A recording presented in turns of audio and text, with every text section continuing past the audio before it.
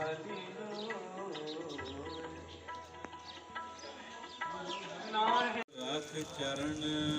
अज आया सी इत्थे करतारपुर थोड़ा परौणचारक मियाँ आसफ अली ते इस टाइम मैं मौजूद हाँ करतारपुर साहब दरबार साहब ते आए जाए सी असीं इत्थे सारे इकट्ठे हो के इत्थे पर इत्थे आए ते अगों मींह शुरू हो गया। मज़ा तो बड़ा आ रहा पर मैनूं ठंड बहुत लगती है तो इसलिए हुण ना मैं जल्दी जल्दी भज रहा वापसी लई ते बड़ा चंगा लग्या। बड़ा खूबसूरत मौसम आ, सोहना मौसम।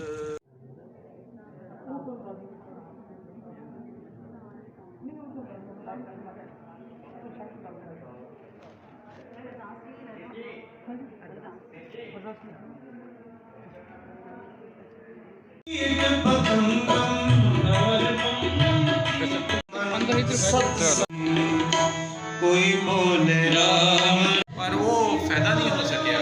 आए आए जिन्हों लोग जे लोग आ जाते तो बड़ा काम शानदार से बाबे का पूरा जो रिकॉर्डिंग कर लो सारी मैं कापी को भेज दे दी।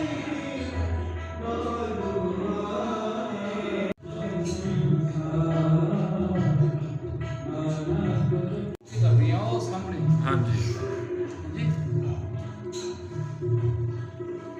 उधरों बाहरों कर लो शीशे में साफ नहीं आ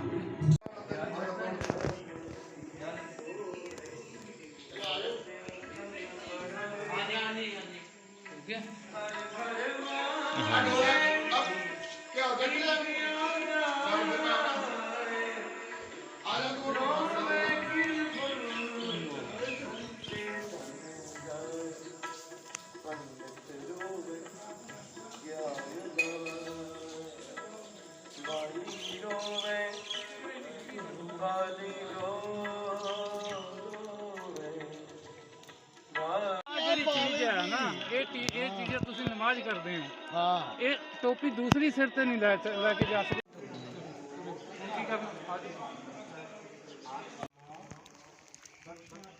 वाह वाह देख लो हैं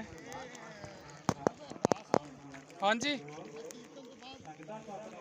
ये अरदास हो रही है जी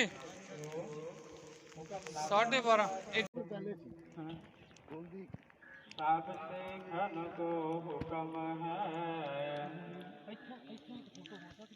गुरु ग्रंथ जी माने।